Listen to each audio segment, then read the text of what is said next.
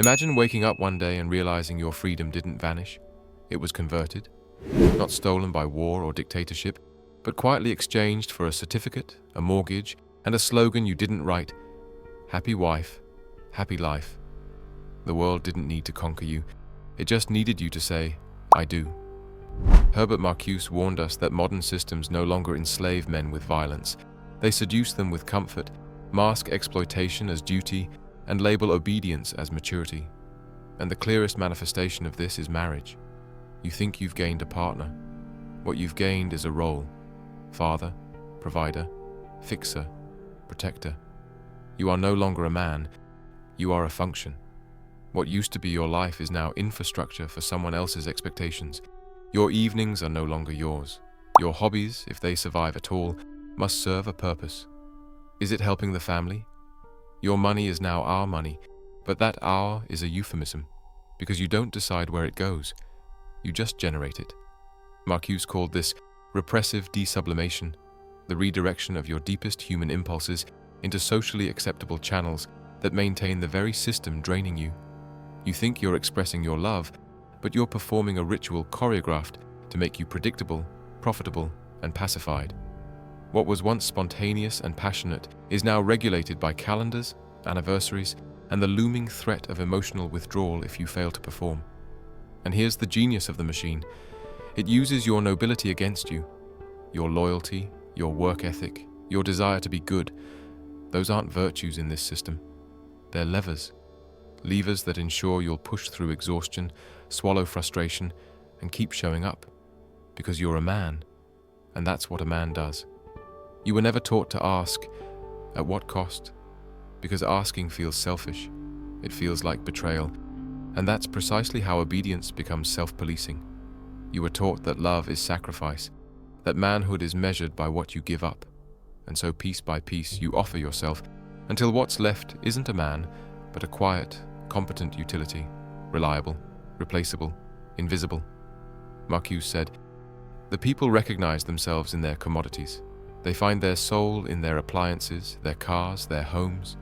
And in marriage, the man becomes one of those commodities. He becomes the house that needs maintenance, the car that never breaks down, the smile that never complains.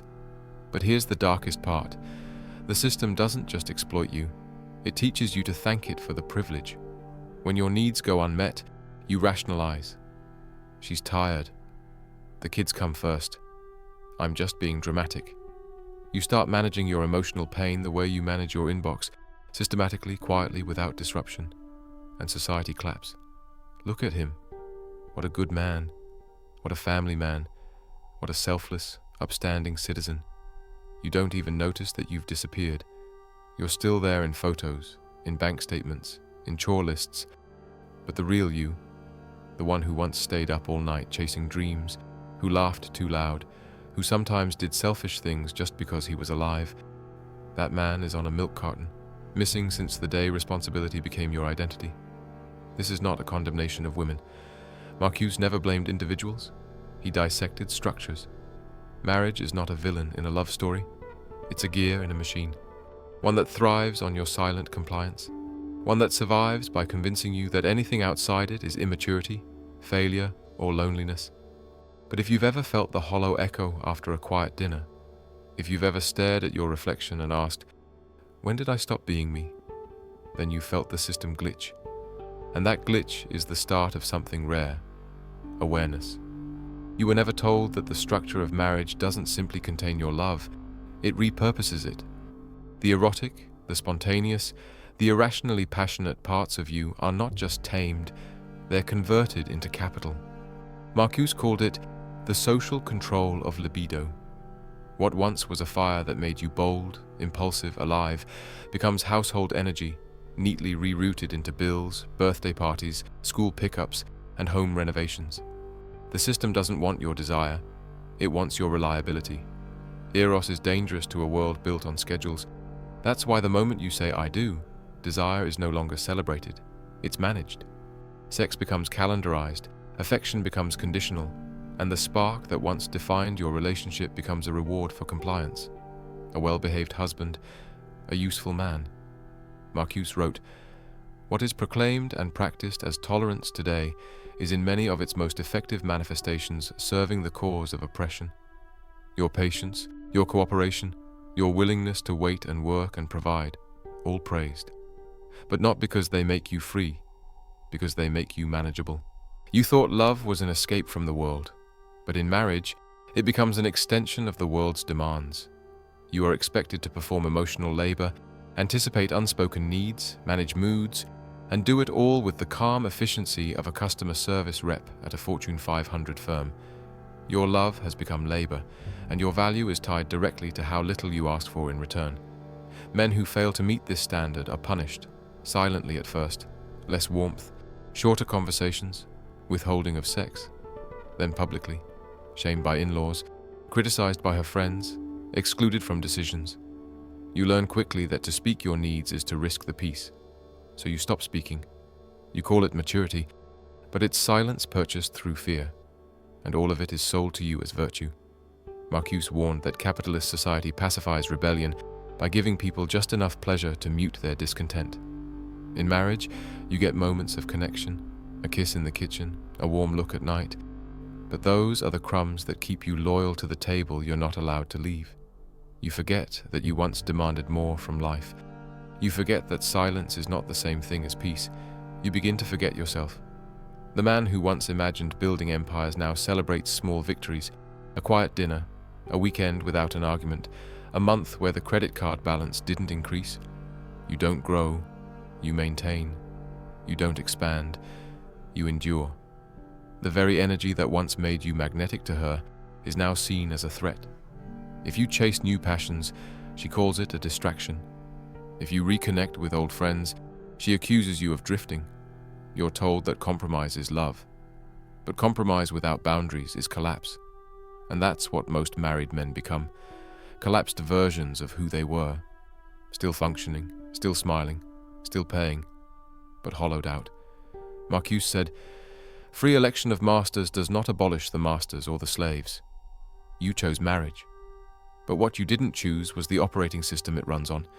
A system that measures your worth not by how alive you are, but by how easy you are to live with. And here's the part no one dares say, the woman didn't design this system. She benefits from it, yes. But she, too, is acting from a script handed down by mothers, movies, and market forces. The difference is, the system rewards her for compliance. It rewards you for disappearance. You start to notice it, not with a scream, but with a whisper. When your opinions begin to shrink into safe answers, when you feel the need to preface your thoughts with, well, if that's okay with you, when your body is present at the dinner table, but your mind is pacing the perimeter of a life you can no longer call your own. That's the erosion. Not an explosion, but slow attrition. Not a betrayal, but a negotiation where your soul was the first item forfeited. Herbert Marcuse called this the flattening of human potential. The reduction of depth into function, of passion into politeness. Your identity becomes a tool, not a truth. And as the years stretch forward, the marriage doesn't liberate your masculinity, it regulates it. It decides what forms of strength are acceptable, what range of emotion is tolerable, what type of desire is permitted. You become legible to the system, but illegible to yourself. And the tragedy? You think it's your fault. When you stop feeling connected, you blame your stress. When sex dwindles, you blame your own confidence. When you begin fantasizing about silence, solitude, escape, you slap yourself into guilt because real men stay. That's the most powerful mechanism of control. When the prisoner guards his own cell, polices his own thoughts, silences his own hunger before it even surfaces, you've been taught that freedom is irresponsible, that wanting more is immature, that the mature man doesn't need to feel alive, he just needs to be dependable. But Marcuse warned that maturity, as defined by repressive society, is not growth, it is adjustment. And when the system is sick, to adjust is to decay. Even your sexuality becomes a liability. You were once desired for your unpredictability, your fire, your edge. But in marriage, your erotic energy must be domesticated. Sex becomes routine, negotiated, utilitarian. Not because she doesn't desire, but because the system no longer requires desire. It requires peace. And peace is bought with predictability. You become boring, not by nature, but by necessity. Because being interesting often means being disruptive. And so your raw edge is dulled. You no longer flirt with the world, you manage it. You no longer chase, you compromise. You no longer burn, you warm. This is not a flaw in you. It is a function of a system that fears the untamed male. Because an untamed man can't be easily sold stability. He can't be counted on to buy 2 cars, a house in the suburbs, a lifetime of insurance. He doesn't volunteer for the role of emotional sponge, financial pillar, and compliant servant. He walks through life with questions, dangerous ones. Marcuse believed that the system cannot survive awakened men. That's why it pushes sedation, through comfort, through duty, through affection that operates like a leash. You are allowed to feel, but only within sanctioned boundaries. Allowed to dream, but only if those dreams fit inside a mortgage payment. But what happens when the man remembers? When the fire flares again beneath the grey layers of routine? When he stops confusing compliance with virtue and starts asking, who told me this was enough? That's the rupture. And the system fears it. Because once a man tastes his full spectrum again, his erotic rage, his sovereign purpose, his right to joy without permission, he becomes unmanageable. Not cruel, not reckless, just a whole. You were taught that saying yes made you good, that flexibility made you strong, that compromise was love. But Marcuse warned that in a system designed to neuter resistance, the most dangerous man isn't the one who shouts, it's the one who whispers no and means it. Not to be cruel, not to hurt, but to reclaim what was slowly bartered away in the language of sacrifice. And what was bartered? Time, energy, attention. The sacred space where your instincts once roamed wild. You gave it up for harmony, for approval, for love that came with conditions camouflaged as care. You traded your edge for inclusion. You handed over the sword of self and received a diploma in maturity, signed by people who never knew your name. Here's the real seduction. The system flatters you while it deconstructs you. It doesn't say, obey. It says, grow up. It doesn't say, submit. It says, be responsible. And so the man walks into his own soft execution chamber, dressed in a tailored suit, smiling. His dreams shrink in quiet rooms. His boldness is rerouted into errands. His ambition is rewritten into checklists. Marcuse's most radical idea wasn't about economics. It was about refusal.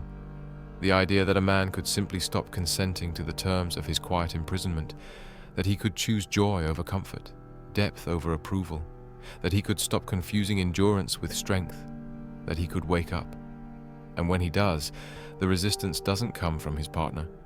It comes from the culture. Friends raise eyebrows. Family guilt trips him. Religion reminds him that the cross he bears is holy. Therapy may try to coax him back into the role of emotionally available servant, warning him against selfishness when all he's done is begun to breathe. Because here's the threat. The man who refuses to collapse into function can no longer be counted on to uphold the machinery. He might start spending time alone.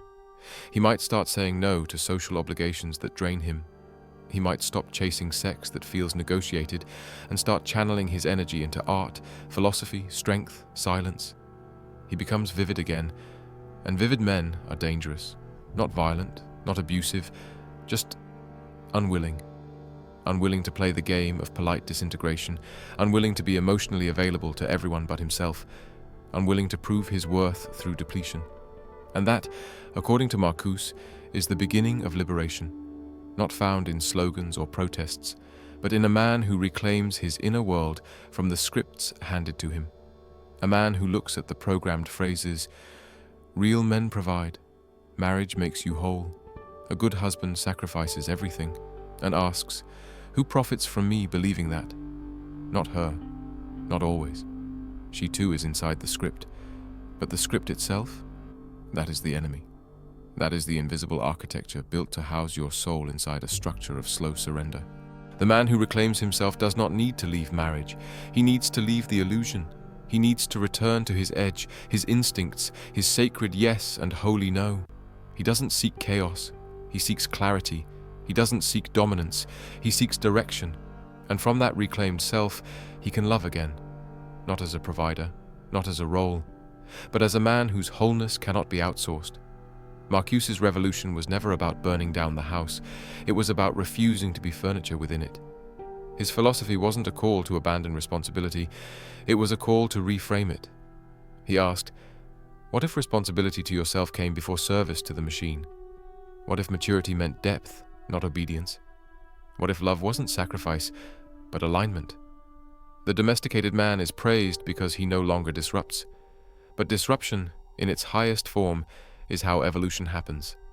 A man who reclaims his internal compass becomes unpredictable again, not erratic, not wild, but sovereign. And the system can't handle a sovereign man, because he listens less, consumes less, apologizes less. He starts asking difficult questions at dinner tables. He challenges assumptions at PTA meetings. He stops nodding when his soul says, scream. But this is where the myth deepens. The system will tell you that if you do this, if you reclaim your edge, you will lose love. You will lose her. You will lose everything you built. And so men stay. They nod. They give. They die slowly because they fear exile. Marcuse tears that illusion apart. He argued that the highest form of liberation is not exit, it's transcendence. Remaining inside the structures, but no longer feeding them with your soul. Living among the myths, but refusing to breathe life into them. You don't need to run from marriage. You need to bring your full self into it and see if it can hold you. If it can't, it was never love. It was only domestication dressed in affection. And if it can, then you don't just survive. You create something the system cannot replicate. You become a man who loves not from obligation, but from overflow. Who provides not to prove, but because he chooses to. Who gives not to get approval, but because giving does not cost him his center. And that man cannot be manipulated, because he knows what's his. He knows when to say yes. He knows when to say no. And he knows that love, real love, does not require your extinction. So what now? You stop playing dead. You stop asking permission to breathe. You stop confusing comfort with peace. You stop repeating the lie that a good man is a quiet man, a tired man, a man who gave until he forgot what he was giving. Marcuse didn't write to make you angry. He wrote to make you conscious, to wake you up. And now that you're awake, you owe it to yourself to stop sleepwalking through servitude disguised as love. Maybe you stay married. Maybe you don't. That's not the point.